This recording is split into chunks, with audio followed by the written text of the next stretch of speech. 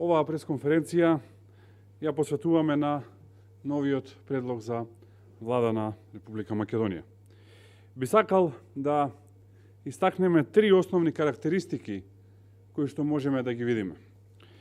Првата е дека се работи за влада на поразени политичари кои што економски и криминално ќе ја да уништат Македонија. Второ, се работи за влада на континуитет, а никаква нова влада. И трето, влада во која што доминираат Зоран Заев, Оливер Спасовски и политичката партија ДУИ.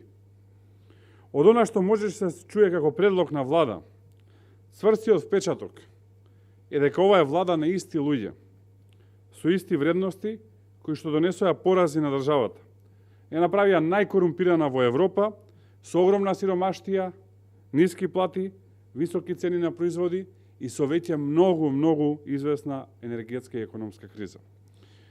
Ова е предлог на влада која Ковачевски ја поднесува, а Зоран Заев ја подпишува.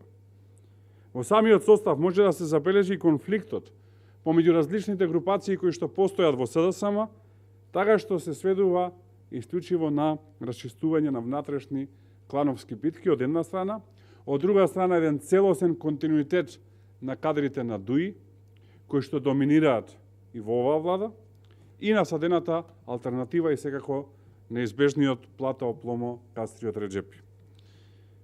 Составот на оваа влада, освен Заев кој што го аминувал, јасно е дека е под силна доминација на Оливер Спасовски кој што има своји кадри во истата.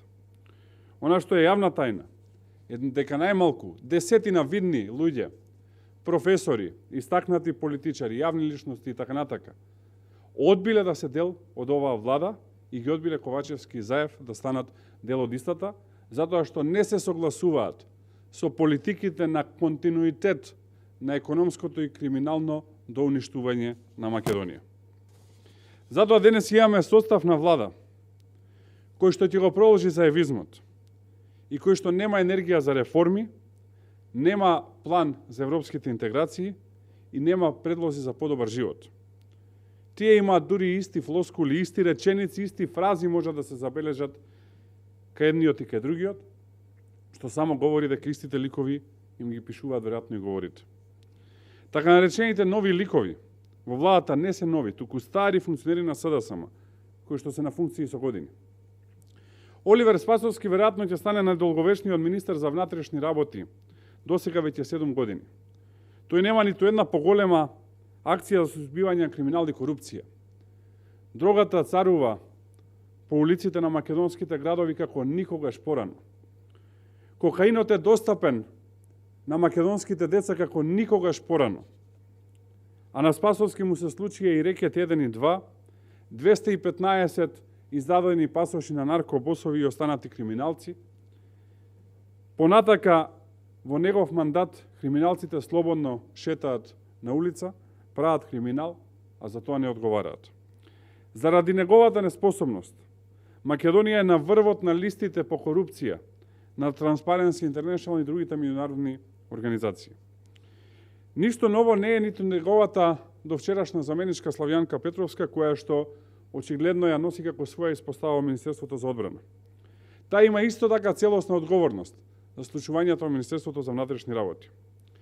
Дека оваа влада има цел да го заштити заевизмот, покажува и останувањето на Љупчо Николовски, најблискиот соработник на Зоран Заев, кој што неуспешно се бореше со криминалот и корупцијата, претходно беше исто така неуспешен министер за земјоделие, човек кој што дозволи тутунарите во Македонија да страдаат, за негови лични интереси да се увезува тутун во Македонија и да нема гарантиран откуп на домашниот тутун, јаболката во Ресенско да се фрлаат или во езерото или да се продаваат по 2 денари, оризот да нема извоз, виното, односно грозијето да има најниска цена во историја на државата и така натака и така натака.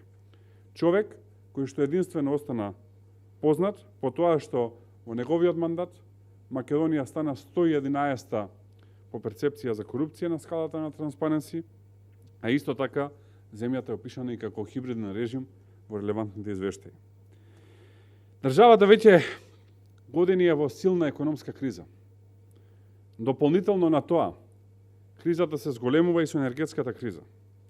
Еден од основните виновници е Фатмир Битичи, кој што останува вице-премиер за економски прашања, следен од тимот на неуспешни министри, како што е останувањето на министерот за финансии, Бесими, понатака Крешник Бектеши во економија, а всушност и заменикот од финансии оди за премиер. Луѓето кои што не успеа да обезбедат да работат македонските енергетски капацитети, со цел Македонија да не се соочува со енергетски шокови, со цел граѓаните да не плаќаат повисока енергија, но исто така и компаниите кои што плаќаат 4 до 5 пати повисока цена на електричната енергија и кои што се пред колапс и затварање. Луѓето кои што не успеа навреме да обезбедат поволни цени за количини на газ, поради кои што половина Скопје сега смрзнува, сега се повторно предложени да го водат економскиот тим во владата. Луѓето кои што направија секојдневно иселување и очеј во Македонија, повторно се во економскиот тим на владата.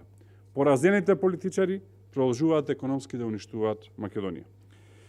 Тука секако е и Благој Бочварски, човекот кој што по ништо не можеме да го запаметиме како министер за транспорт и врски, човекот кој што еден автопат од Охрид до Кичево не знае да го заврши, човек кој што камен не стави во Македонија. Министерството кое што треба да е најактивно во највидливите проекти, пред се во инфраструктурата, скоро и да го нема, одсечени се цели краеви во државата и инфраструктурата не функционира, да не зборуваме за железничка или за некој друг вид на инфраструктура. Но тој продолжува затоа што е пријател на Љупчо Николовски и на Зоран Заев. Бојан Маричич како министер за правда имаше тешки криминалци на слобода, а сега треба да го води ресорот евроинтеграции, веројатно како начин на расчистување на одредени сметки внатре во СДСМ и начин да се расчистат одредени кадровски решенија, пред се тука мислам на Никола Димитров. Во владата на Ковачевски има место и за луѓе кои што да беа на надпревар, за најбанален чин да му се допаднат на лидерот немаше да успеат. Таква е Бисера Стојчевска, која што се сеќавате дека единствено што направи што се појави по скафандер во собрание, а за петата изборна единица од која што доаѓа не направи ништо. Тука е и Славица Грковска, која што е поранешен пратеник на СДСМ во неколку мандати, а се обидуваат да ја представат како нов лик, и Јована Тренчовска, досегашен висок функционер и пријател на семејството Заеви, кој што исто така не е нов лик. Сите луѓе на Ковачевски се всушност луѓе на Заев, луѓе на Оливер Спасовски и секако вечните кадри на ДУИ кои што не се менуваат, насадени со по некој од алтернатива. Ова е влада која што ќе продолжи без решенија во клучните ресори. Влада која што нема решенија за економијата, за европските интеграции, влада која што нема да испорача поевтина електрична енергија, која што нема да помогне на стопанството и која што нема да ги затопли македонските домови. И затоа ова е влада која што ќе продолжи со криминалот, а кои што го помагаат приврзоците на криминалот од типот на Дом, Демократскиот сојуз, ЛДП и останатите помали партнери кои што за ситни интереси продолжуваат да ја поддржуваат оваа влада, кои што ги лажеа граѓаните на избори со цел да продолжат да ја поддржуваат оваа влада која што беше поразена и тоа декласирана на последните избори. Затоа, предвремените парламентарни избори се единственото решение, затоа што е јасно дека оваа влада нема легитимитет и само дополнително економски ќе опустоши Македонија, а криминалот ќе продолжи да царува. Благодарам, по ако има прашање. Зошто заострена реторика? Зошто заострена реторика кон помаливе партии? Зборам за ЛДП, ДС, Дом. Па, јас не мислам дека е заоштрена реториката, мислам дека е реална реторика. Да седат како приврзоци во влада во која што царува криминалот и економската неспособност, покажува само дека има други интереси. Дали еве Дом е зелена партија, Македонија е почиста? Апсолутно не е. Демократскиот сојуз е партија која што се промовира како партија за борба со криминалот и корупцијата. Дали Македонија е подобро или полошо рангирана? на Transparency International секако е полошо рангирана, а криминалот се гледа секојдневно, како што кажав, кокаинот царува по македонските улици. Дали во Рек Битола нема рекет од каде што доаѓа председателот на ЛДП, има рекет и тој го гледа тоа секојдневно, но ќути и премолчува, затоа што очигледно или овие ликови се уценети, или тие се длабоко влезени во криминал, или можеби двете. И ќе бидат збришани на следните избори затоа што граѓаните тоа го гледаат. Очекувањата од средбата Ковачевски Петков? Само, ако ми дозволите на претходното прашање, еве уште една реченица, да не испадне дека не сум коректен. Кога ќе биде закажана седницата за избор на влада, имаат шанса да го демантираат се тоа што го кажав, нека гласаат против изборот на оваа влада. Владата нема да биде избрана и веднаш да одиме на предвремени парламентарни избори. Во однос на средбата на Ковачевски и премиерот на Бугарија, доколку иста да се случи, нели, затоа што се уште немаме официјална најава, но да претпоставиме дека ќе се случи. Јас не очекувам никаква разлика помеѓу досегашните ставови на Зоран Заев и ова што ќе бидат ставови на, условно кажано, новата влада или владата на континуитет. Гледаме на сервилност, на понизност и непоставување на јасни принципи за разговор, иако јасно Македонија има заземена позиција, а таа позиција е заедничката декларација која што се усвои во Македонското собрание, од која што не сме да отстапи ни една политичка партија, затоа што беше усвоена во собранието со поддршка од сите. Она што уште повеќе ме загрижува, ако ми дозволите, е улогата на председателот на државата Пендаровски, кој што на најдобар можен начин успеа да си го прокоцка сопствениот мандат. Пендаровски е досега првиот председател на Македонија кој што не бил оспоруван од опозицијата и на тој начин ние подадовме рака. За возврат стана или нем, или поддржувач суптилен на најлошите политики во Македонија. Од една страна го гледаме Румен Радев, кој што во Бугарија за своји национални интереси, кои што нас не ни се допаѓаат, но тие тоа го прават, ги собира политичките лидери и заеднички градат став од кој што нема отстапување ни власта ни опозицијата. Од друга страна, Пендаровски не сме го виделе од Нова година навака, можеби е на скијање, можеби е загубен по падините на Водно, или можеби прави некои други работи кои што секако не се дел од врските на председателот на државата, евентуално можеби е и во Охрид во вилата Билјана, секако Охрид е убав и во зима. Николовски, во однос на составот на новата влада, едно од изненадувањата на Ковачевски е професорот Тупанчевски. Како го коментирате неговиот избор со оглед на тоа дека се партиски кадри, ово е рекол од правната фела? Па добро, ние кои што сме во оваа работа, знаеме дека се работи за поддржувач на СДСМ, контирани тој и неговото семејство. Ќе биде интересно да видиме што мисли професорот Тупанчевски за ревизија, например, на Монструм, или што мисли за ревизија на случајот Диво Населје, или што мисли за клик-клак одлуките на македонското правосудство, каде што исти принципи за едни важат, а за други не важат. Ќе видиме како ќе се справи со тие работи. Останува на него да одговори на овие прашања, дали, например, ќе дозволи ревизија на судските случаи, затоа што тоа беше ветување на Африм Гаши, кој што влезе во оваа влада, и како професор на правниот факултет ќе оправда пред јавноста ревизија на веќе пресудени судски случаи. Така што мислам дека ова е предизвик на кој што тој треба да одговори, а не е непартиски кадар, затоа што е познато дека е долгогодишен поддржувач и тој неговото семејство на СДСМ. Николовски, еден од проблемите со кои граѓаните изминатава недела денес се соочуваат е слабото парно грејење во Скопје, поскапата струја и еден куп проблеми кои немаштијата си ги наметнува кај граѓаните. Меѓутоа, од владата неколку пати поставуваме прашање кој треба да им помогне на граѓаните. Во дел од општините Чаир, Бутел, Топанско поле воопшто немаат парно грејење, а во останатите градови каде Бек стопанисува е премногу слабо, па дури и незначително. Кој треба да им помогне на граѓаните и како наредниот период кога се соочуваме и со енергетска криза, и со немаштија, и со повисоки сметки? Граѓаните треба помогнат тие кои што мислат дека можат да водат држава и кои што вчера несрамни перде излегува со состав на влада, иако беа прегазени на претходните локални избори.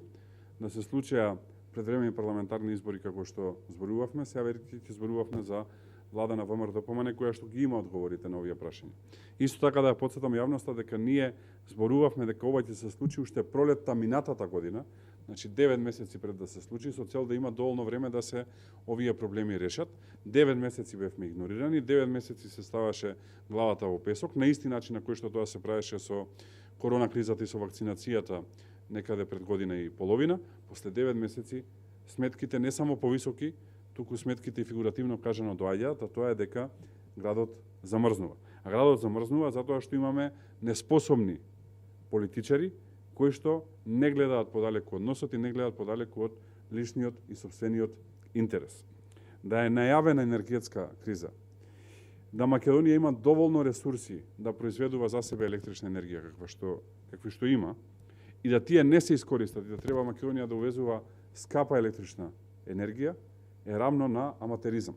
Доколку тој проблем беше решен, секако ќе можеше многу повеќе да се помогне во делот на набавка на газ, затоа што ќе можеше евентуално државата да субвенционира дел од тие количини. Но во услови на пропаднат буџет, во услови на највисок дефицит било кога виден во Македонија од 650 милиони евра, јасно е дека пари нема и дека граѓаните за жал се оставени да се смрзнуваат. Така што за ова си има виновник, тој виновник во моментов е Зоран Заев, Димитар Ковачевски, Али Ахмети и овие кои што ја водат во моментов владата. Повисоки сметки, меѓутоа недоволна испорака на топлинска енергија во време на криза. Или некаде воопшто нема испорака на топлинска енергија. Тоа е нешто што се забележува како цело време играње и манипулирање на јавноста. Нели Македонија 4 години добива, еве да направиме аналогија, датум за почеток на преговори, кај да е ќе почне преговори, ама никако да почне. Истото и со енергетската криза е, прво ја немаше, па после се лажеше јавноста пред Нова година, веројатно за да се смират луѓето пред Нова година дека ќе е минимално поскапување, за сега да видиме дека е огромно поскапување, затоа што кога нешто плаќате, а не го добивате дома, тоа е најголемото возможно поскапување.